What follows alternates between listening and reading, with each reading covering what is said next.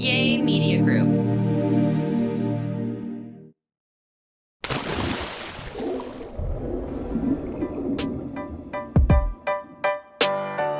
Welcome to My Safe Word is More with our hosts from Survivor and Amazing Race, Corinne Kaplan, stand-up comedian extraordinaire, Al Jackson. Oh. I'm your producer, Chris Clark, and this is My Safe Word is More. Sir. Hey. Hey, I'm an extraordinary comic. I'll take it. Extraordinary. Yes. How come you didn't complete this when it was about me? It was about to be about you, and then I said, I'm a good comic, and you were like, No, it's just I remembered that I think my arms look fat when I do that. It really had nothing to do with you. You're ridiculous. And I just want to say that I had to come straight from work, and I tried. There was like a very small % chance that I could go home and put this like bodysuit on that I wanted to wear instead of wearing my actual work outfit, but I didn't get to do that. So if you are watching on YouTube, which I hope that you are, because then you can see our funny facial expressions and all that. And your bodysuit.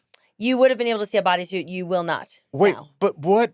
Just bodysuit, no accoutrement? I don't know. I No, always it was figured that would like the same Catwoman pants. audition, No. community theater. Well, I have another. No. Basically, I just wanted to be more sexy than I am. So whatever, it is what it is. I couldn't get home before this. That's not the point of the story. The point is, I have a continuation of something we talked about last week. Okay. And I think you're really going to like this. So you guys will remember that I was going on a date with someone whose name I did not know. Right. Yes. And we were figuring out ways for you to ask him. Right. I said to tell him to write his name in cursive to see how good his cursive was. Which is, I would have to have traveled with a pen and paper, which is It's absurd. so crazy. It's ridiculous, but you have to make up a fake backstory. Well, so that isn't what I did. I would love it. I'm going to tell you what my immediate, like when I get someone's phone number, I do. But I would love for you to write in if you have other things that you and your detective friends are doing. So for me, if I get someone's phone number, the first thing I do is try and I just straight up Google it, right? Reverse phone number lookup. And sometimes it's associated with a business. Like if that person is, I don't know, a real estate agent, it'll come up, right? Because their cell phone is also their business. Right. And then you get their last name, then you can go figure out whatever else you can about them. Then secondary and third, I put it into PayPal, I put it into Facebook, and I put it into Venmo. Jesus Christ. You running a credit check for Cricket Wireless? No, I'm trying only to get that person's last name so then I could get more. First of all, I've been catfished that one time. If you go back and listen to the episode, it was a while ago. But I was like pretty heavily catfished, which was like a wild situation and not obvious at all. And so I'm like a little bit heightened awareness. Like whenever someone gives me their number, I try and do like my due diligence. And also, it's weird to me. Well, I didn't know this guy's name. So I thought if I use his phone number, then I shall get his name. Well, I couldn't find it. My colleague Elise, who is my go-to person because she is 34, 33, something like that. And just like, she's Asian. She knows how to do stuff. Right. She was like, this guy doesn't exist. And it's not like he was a catfish. I met him already. So like, I just don't understand the fucking shadiness of you like not existing online. And also I didn't know his name, which was problem number one. Was it a Google number? No, it was a phone number. It just didn't come up with anything. It was like, it just wasn't like at all listed anywhere, which is what would happen if you Googled my phone number because I purposely don't list it.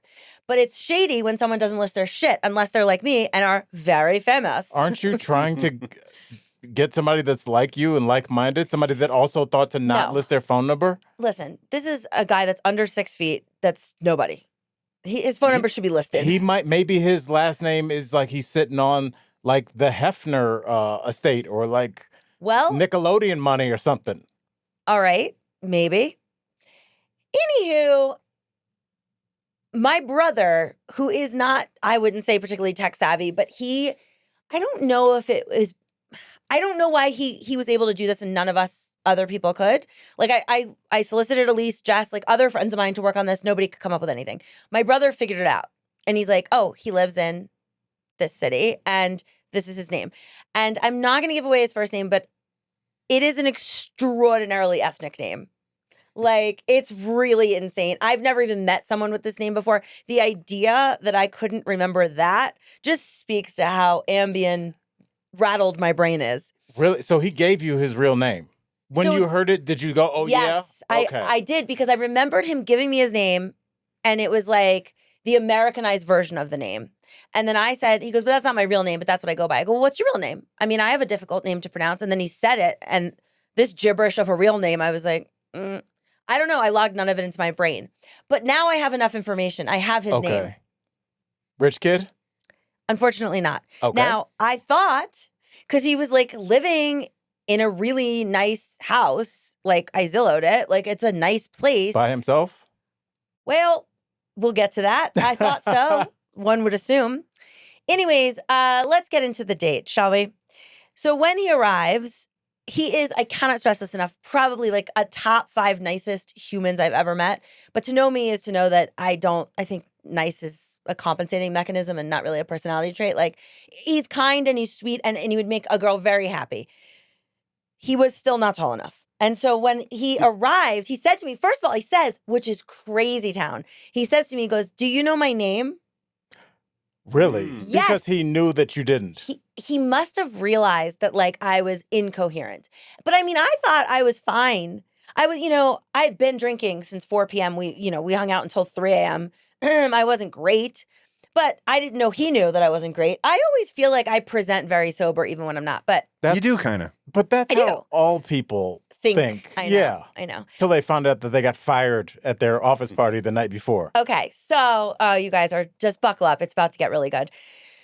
So he says to me, do I look like you remember? Which is also his indication of like, I know you were fucked up. Sounds like a Maya Angelou book. And so I go, yeah, you're really short.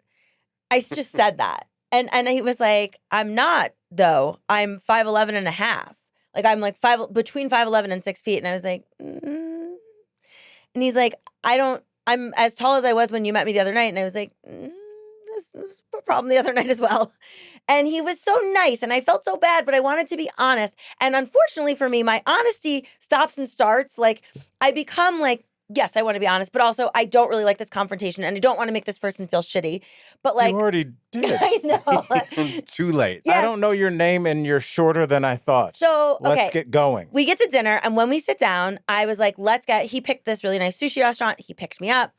And when we got to the restaurant, I said, okay, let's get a bottle of sake. Do you prefer filtered or unfiltered? And he's like, I have no idea. I don't really drink. And I was like, oh, okay. First of all, I realized that's why he thought I was so fucked up. Oh. Because this fucking savage was sober till 3 a.m. and I just didn't notice. He was sober? Well, my friend was fucking out of her mind wasted, so I had to handle that situation. It didn't occur to me that this guy wasn't holding a drink. It just didn't occur to me. He bought me a drink at some point. He must not have bought himself. Maybe he got himself a club soda. Wait, now is there I don't really drink or No. I don't drink? He said, I don't really drink. Well, we'll get to that. So he goes, I don't really drink. And I said, oh, so I'm thinking, great, this is my out. I said, I got to be honest with you. It's a real deal breaker for me. Like, I can't date somebody that doesn't drink. Is there a reason? Because like, then maybe I get on board. Like, I had this ex that had an opioid problem and sometimes he drank and then that led to other things. Sometimes he didn't. Right. I didn't love it when he didn't drink, but I also understood. He was like, no, I just, when I was a kid, it felt like in order to be with the cool kids, you had to smoke weed or drink. And I just have always been the kind of person that doesn't follow what other people do. And I was like, ew. Yeah. Ew. So you weren't even cool? You didn't smoke pot because other people were smoking pot? Like, ew. That's... And I said that. I was like, honestly, that's loser behavior. It's also like, you should want to be cool. Everyone should want to be cool. And I was so frustrated segued by this. into an after-school special. Yeah. So You're cool? So I just Let's was go like, to the dance. I go, I think maybe you're just so insecure that you're afraid to have any kind of altered state. That's more likely what's going Wait, on. where is this conversation happening? In your doorway? No, it's at dinner. We've sat down and we're trying to order sake and he tells me he doesn't really drink. So he goes, Did you go, do you need a high chair? so I go, no. He goes, you know what? Tonight I drink. I forget I said anything. And I was like, all right. So they bring out the sake and it was on happy hour and it was the worst sake. I took a few sips and I was like, this is turpentine. I cannot drink this. I'm going to get a real drink. And then he keeps pouring the sake and I go, why are you still drinking that? And he's like, I feel like you'll like me more if I just drink this sake. And I was like, No. it's not true. So I let him continue drinking. I mean, he's sipping the sake. And but I'm trying to find out. Do you see what I'm doing here? Okay, we can't do this because you've already broken him of one of his personal vows. So what's up for the main entree? Oh, you're going to like this so much. But before I get to that, I have there is a reason that I could not find him. There's a reason he is not listed. And after this break, I am going to tell you that reason. Oh my goodness. It is not, you are not going to believe it. All right. Okay, so here's why he doesn't have his shit listed anywhere, and he doesn't have any social media. Wait, can me and Chris guess? Yeah. Well, Chris knows, but you can okay, guess. I'm going to say he is not listed anywhere because there's a person with the same name that's committed crimes. Nope. Okay. It's so good. I can't wait to tell you. Okay, so he said to me that he goes, I tried to casually be like, so like, do you have any social media? And he's like, no, I have nothing. And I was like, that's really weird. That's like a weird trait. Why don't you have anything? Witness location? No, I don't think he could tell me if that was the case. No, sure. But I know what it is. He said to me, he goes, are you familiar with a page called Are We Dating the Same Guy? You guys! You found one in real life? Well, it's like finding a white rhino. Wait, this is the craziest shit. So he said to me, he goes, tell us what that is real quick. Yep. Sorry, I always forget to do that. Are We Dating the Same Guy is a Facebook group that girls are in, and they're meant to post guys that have trouble. Or they're going to go on a date with a guy. They put the picture of that guy from Hinge, and they say, any tea? Or, and then people are like, he's a piece of shit. He cheated on my best friend. He's got a baby mama he lives with. He says it's his roommate. There's all this stuff, right? So everybody nowadays throws It was pictures originally up. Titled Your Local Cockblockers Association. Yeah. So he said to me, now he is, I cannot stress this enough, the nicest guy. And he said to me, he goes, well, I went on a handful of dates with a girl and she started stalking me, like very heavily stalking me. He's like, she would be everywhere I went. She joined my gym. She was everywhere. He goes, and I only went on like 2 dates with her.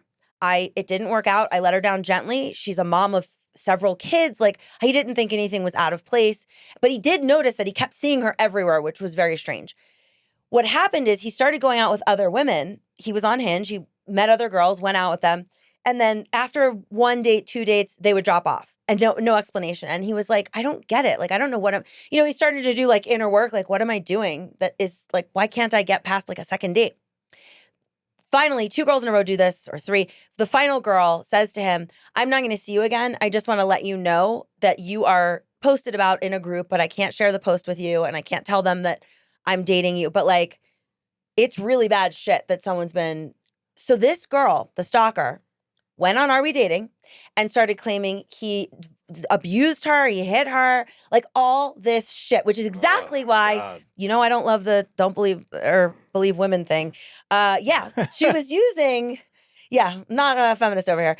She was using this page in the absolute wrong way, and he has no recourse. Well, this girl decides to trust him. And like, he's like, if you want to go out with me again, we can always go to public areas, whatever. Well, they go on another date. This is like their 3rd date. And they're in the car together and they're like having a moment after the date. They're going to, they finish dinner, they're going to leave. And right next to them pulls up the girl. And he freezes and he's like, she's literally right there. She's right at the window. And she's like, what should we do? And he's like, I don't know. Let's just like pull out of the parking spot. They pull out of the spot and she gets out of the car and starts pointing and laughing at their car. And then gets in her car. He takes the girl back to her car. I guess they had taken 2 separate cars. They were just like sharing a moment in the parking lot. And the girl follows her home. And so the girl calls this guy and says, and so he calls the cops. The cops get involved. The cops do fucking nothing. Anyways, this poor guy is not on any social media because he has this stalker. He doesn't want her to know where he is or what he's doing. The reason I was nodding my head so hard is one of my best friends in the world had that happen. And it sounds like such bullshit when a guy goes, she's stalking me, yo. No. He had to change his number. She was showing up everywhere. Yeah. She was putting stuff online. He also does not have any social media. And that's as far as I want to say. But like, right. Well, and this went on for probably like 6 years. Okay. Well, this guy was like, yes, he was living in this particular city. It turned out living with his mom. And remember I told you he was getting a hotel, which I thought was so gentlemanly? He's living out of a hotel because he moved out of his mommy's house and he is going to move to my neighborhood.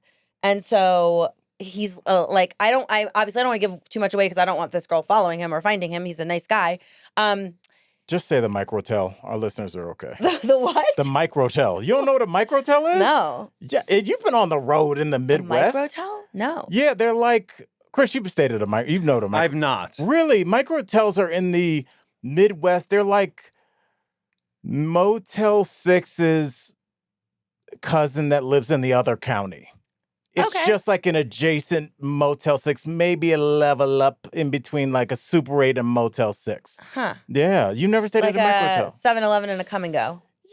Yeah, absolutely. It's fine for a night. Yeah, it's fine. Okay, well, now to give you the best part of the story. Wait, was this an okay hotel though? Like it passed the Corinne test? Like I didn't go. But when you told you then... To be honest, no. Okay, because we're the same, and I know you judged. Yeah, I was like...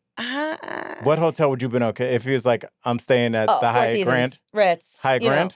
So, all right, that is not the most amazing part of the story is that now I am sort of panicky. I realize he lived with his mommy. He also is like, I said to him, I'm trying to make small talk. He's so goddamn nice. And I'm like, where did you go to college? Are you enjoying the date?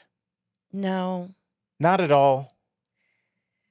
I knew I was gonna have to let him down, and I just was like, I tried to pay for dinner, he didn't let me. Well, so here's my last ditch effort.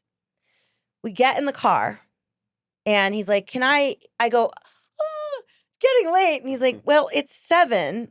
Oh no! He goes, "Can we please go to one more bar?"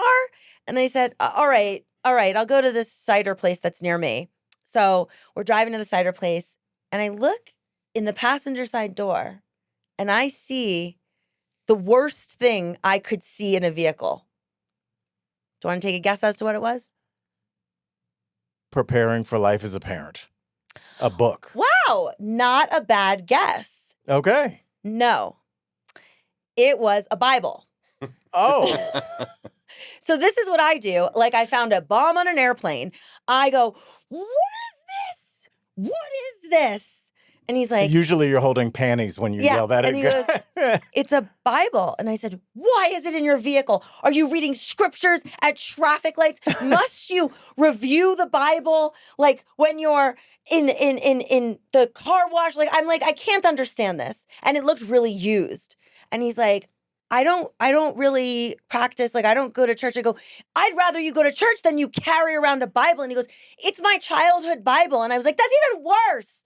Why is it in your vehicle? And he just couldn't come up with a good explanation. He doesn't need to. That's his fucking car. To tell you I have something in my car? I was enraged. And I said to him, I go, I definitely cannot date someone that travels with a Bible. And he's like, let's talk about this then, because like I don't want that to be a deal breaker for you. And I was like, well, it is.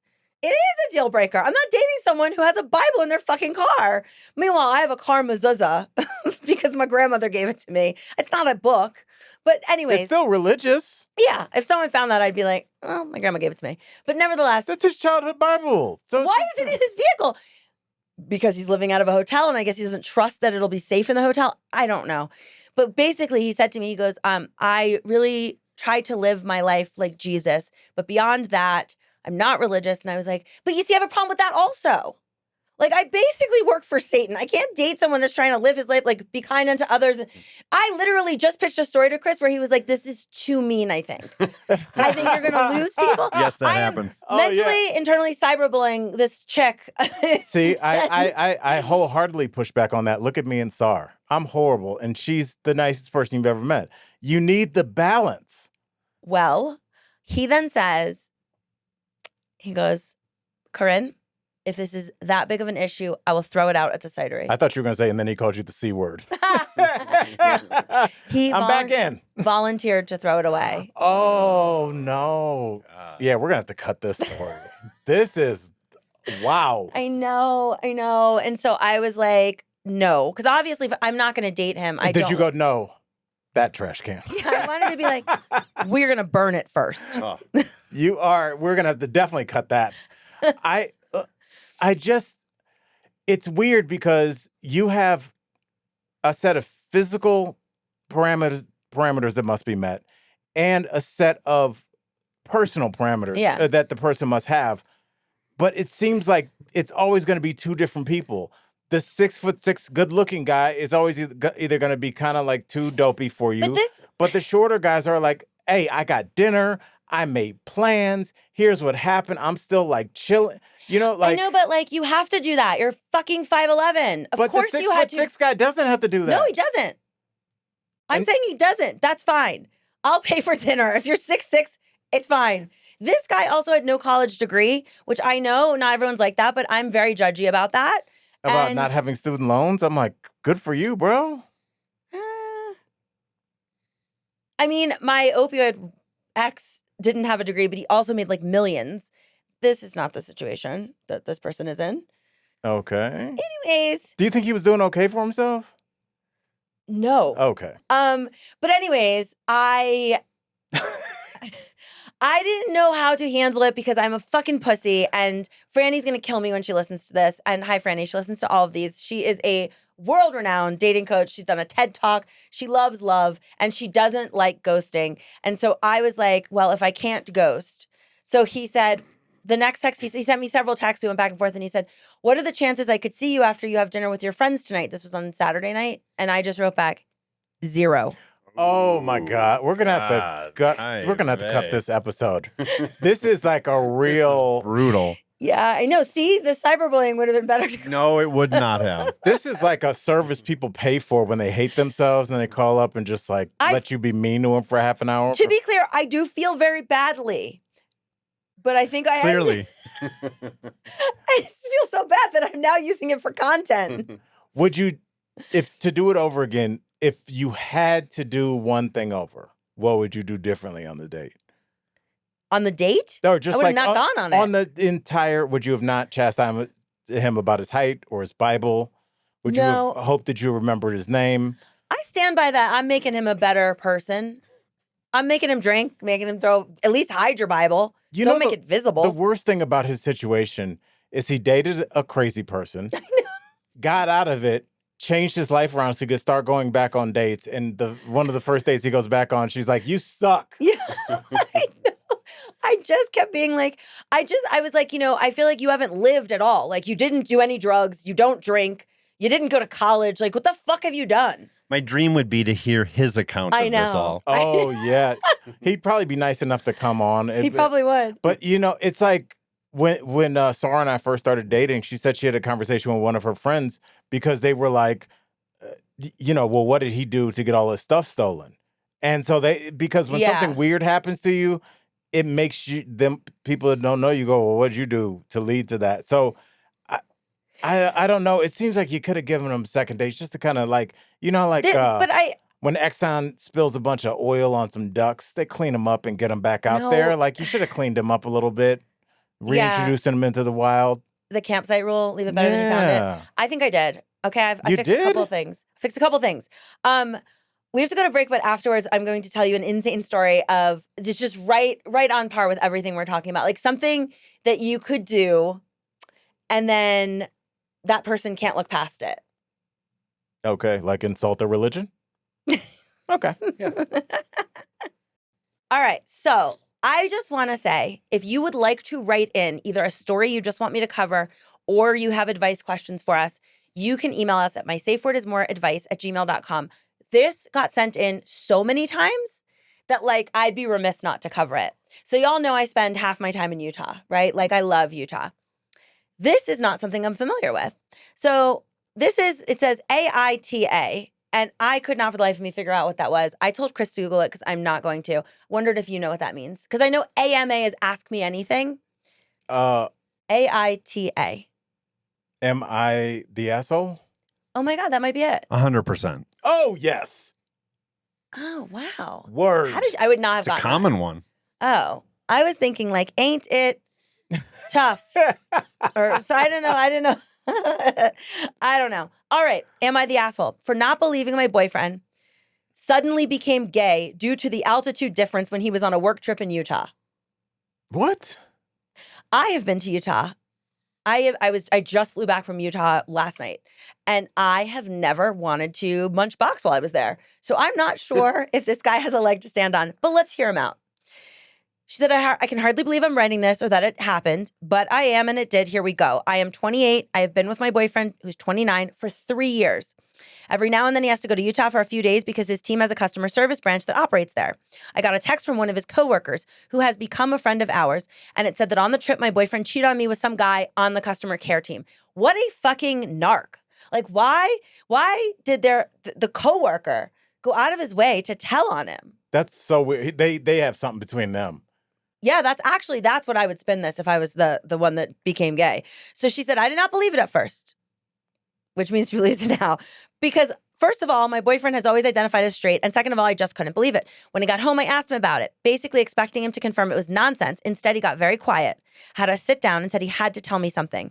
He said it was true. He did have a one-night stand with a guy. I couldn't believe it. I asked him if he was telling me he was gay or bisexual, and regardless, cheating is cheating. He insisted he is not gay at all, but the strangest thing happened. He said that when he was at dinner with his Utah coworkers, he suddenly became gay. And he this said... is like the beginning of a Christian minister's speech. The Democrats took the Senate and our kids coming gay at dinner. So he thinks it was because of the altitude. I was like, you're fucking with me, right? He said after he had done it with this guy, he got really confused as to how all of a sudden he was gay.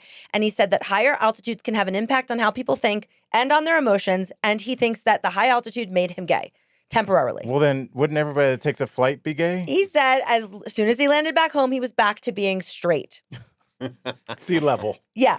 So he said he had done a lot of thinking on the drive back from the airport, and he confirmed within himself that he is straight. And his only conclusion is that he was temporarily turned gay due to the altitude. I don't know, maybe he's convincing and I'm a rube, but I am starting to wonder if I'm overreacting. Like, is it possible to accidentally change your sexual orientation due to emotional changes brought on by altitude? No. No. That is... The answer is no. Says it all. Yeah. Crazy. It's also insulting to gay people. That, like, this is just something that happens when you're at a high altitude and your brain is lacking oxygen. I mean, just imagine the guy you hooked up with. If he's like, oh, shit, altitude. Yeah, he's like bullshit. I went temporarily insane and I'm back to normal now. Yeah. And I would not have done that if it was not better high not altitude. Go to Peru. Yeah. It's like, oh my God, I got gangbanged up there. It's like 9,500 feet above sea level. Bro. Yeah. Look, anytime that you have to drive silently in a car and confirm to yourself that you're straight, that's not something that would be like I drove back from the airport and I confirmed I'm a black man. Like look, sexuality is a spectrum, and it just sounds like he needs to explore where he is on that spectrum, but also the idea that you've already had what I would say is a significant gay experience. Like you went all the way. But also, can we talk about this shitty coworker? Why does the coworker, were you making out with this guy at the bar? Like, how does the coworker know? Well, they have some feelings either way. I don't know if they specified was the coworker a female or a male that wrote. Didn't specify. Because it could either be a shady male that's like, oh, your dude's upstairs with Mike, but now that you're single, whether you know it or not, I'm available. Or it could be a girl that doesn't like her. It's like, oh, you think you got a good life while your man's upstairs. I mean, I love that both of your scenarios. In the penthouse suite. The highest altitude point.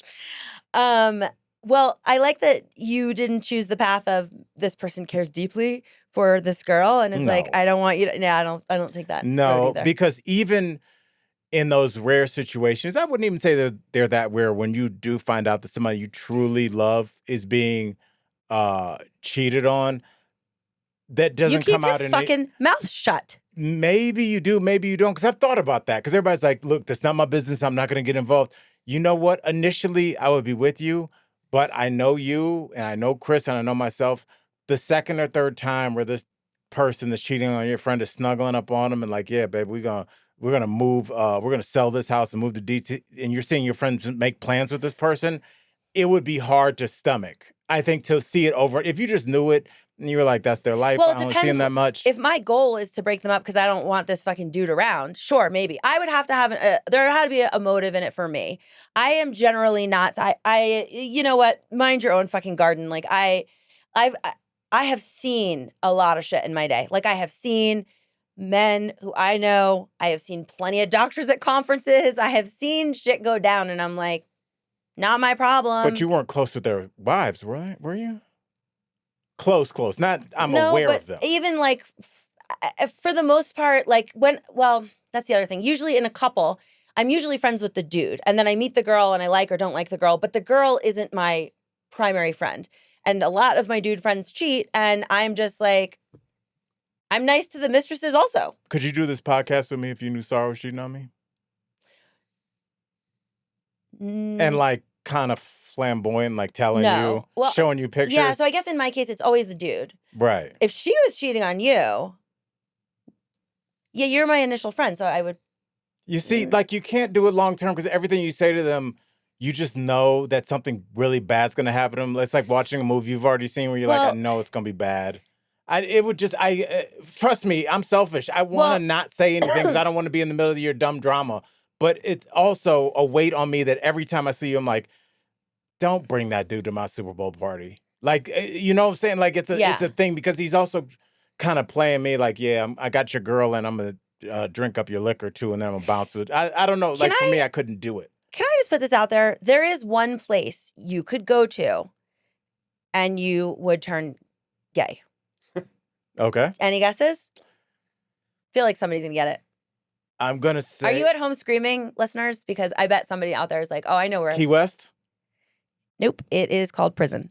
Ah. It's not altitude, but I'm telling you, I am a 0 on the Kinsey scale. If you locked me up for life, I'll figure out how to like pussy because I'm not going to just, you know? You know where else I think? Almost even more than prison? Because prison, I don't know. It's just like it's not a sexy environment. It can be. What about a really nice submarine? Submarine? Because, no, think about this. Those dudes... what? Those dudes are under the sea for 9 months with 0 chicks, bro. What are they doing? But it's only 9 months? Like, I guess maybe... Do you have evidence they're under the ocean for 9 months straight? Well, weeks at a time. That doesn't seem right. I don't think... I think they're under there for a while. Long Sorry, time. let me amend that. Maybe on the space station. What about that man and woman up on the space station right now? Yeah. They've been there a year or they're going to be? Yeah, they're fucking. They'd be fucking. But you can't fuck in a spacesuit. Well... You can't push off anything? What, are you going to jam her in the corner? I think I read somewhere that allegedly no one has ever had sex in space. Right. It's hard. You can't get any That would be friction. like a scientific thing you should check out. Like, what is it like? The jizz would float everywhere. Can I tell you, I listened to a podcast about that when I was driving, when me and Sarah were driving to the Cowboys game last Thanksgiving. Of course, she sleep on the drive, so I'm just listening to anything. Dan Savage, the podcaster, had on a guy that wrote a book about sex in space. And I guess there was a German guy or something that said he cranked one out in the 70s. But, of course, then it's everywhere. You can't, what, are you going to throw it away? You're like catching it. Air shoot? But I think they said like it stays a little contained in the air there. But it is something we'd have to figure out if we are going to go to other planets, is how to fuck along the way, because it'll take like a decade. Yeah. Chris, why don't you give us your final thoughts? I just feel sad. Everything's made me sad. I'm sad Al's being cheated on and Corinne won't tell him. Yeah. She would. I'm sad for people who are gay, but they can't accept it themselves because of religion or family or whatever. Yeah. And so they make up that it's caused by altitude. I'm sad over the guy you dated. And you know what I really want you to do is like call him and say, listen, could you just give me a voicemail and give me a little rundown on how the date was for you? And then maybe we can like listen to what he has to say. Could we bring him in when you're not here and I just interview him? I'd love to hand him off to somebody who's interested in... Also, I love living in hotels. I once lived at the Sportsman's Lodge in LA for 2 months, and it was the best. Can I tell you, Chris, That is my fantasy. Again, it was so good. I would love to live in a hotel. Heaven. When I dated a particular basketball player and I didn't trust him to not cheat, I required him. I was on the road with him every city that was good. Like, you want to go to Milwaukee by yourself? Go ahead. But you going to LA, Toronto, Miami, I'm coming. And so I was in a lot of cities, and he would fly private, I'd fly commercial, and then I would be holed up with him at the Four Seasons. If you have to live in the Four Seasons, fine. Fine. Sportsman's Lodge is awesome.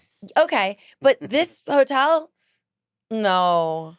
Okay, what's the lowest level hotel you could live in? Full scale Marriott. The fact that you had an answer that quickly. I'm gonna need the concierge suite. I'm gonna need, but I can't. Don't talk to me about a Courtyard Marriott. Don't come at me with a fucking extended stay Residence Inn. No. Because here's the extended stay in the Residence Inn. They are very functional. A stove.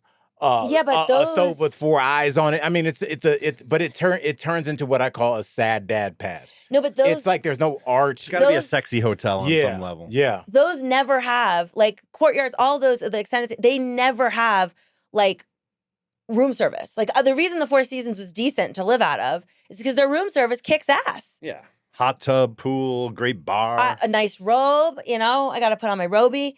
It's okay. If you have to do it, that's how you do it. That's how I would do it. I always said if I never had any kids, I would just live in a really nice hotel. I would like that. No. Yeah, because you have people in the lobby, so it's variant. But then you go upstairs and be like, oh, I don't have to clean anything in here. Well, so I stayed in a hotel the last 2 nights, and it's my favorite hotel in Utah. I know the staff and everything, and I kept doing the same thing. I took a shower, put my robe on, took my Ambien, and then I was like, I'm gonna go to the concierge suite. So I was like braless, pantyless. I was not in my robe. I did put like pants and a shirt on, but I went and ate cookies, the warm cookies they make. I love it. Were you at the DoubleTree? No. 7? No. The very nice Marriott. They have the concierge suite. They have like 17 different cookies and cheesecake and all this stuff. And so I took a piece of cheesecake and I dipped the cookie into the cheesecake. And I was just sitting there in the concierge suite looking crazy, high as shit on Ambien. I was going to say, like, you think you were just sitting there. You probably were doing some weird shit. I'm like, sure. You had your leg up on the table. Like, I was ketchup. Wearing a hoodie with no bra. I don't know. It was an odd move. And the first night that I was there and I did it, I was like, oh my God, I'm horrified. Oh, I did it again the second night. Good for you. At a certain point, you're like, I don't know. I live here now. I don't like that you wander on Ambien, but that's a conversation for another podcast. I know. All right. Take us home, please. All right. Well, this has been quite the journey. But that's why people listen. Because they don't just listen because this is a podcast about life. That'd be ridiculous. It's a podcast about the fact that you should not have a Bible in your vehicle. Please give her another chance. Amen.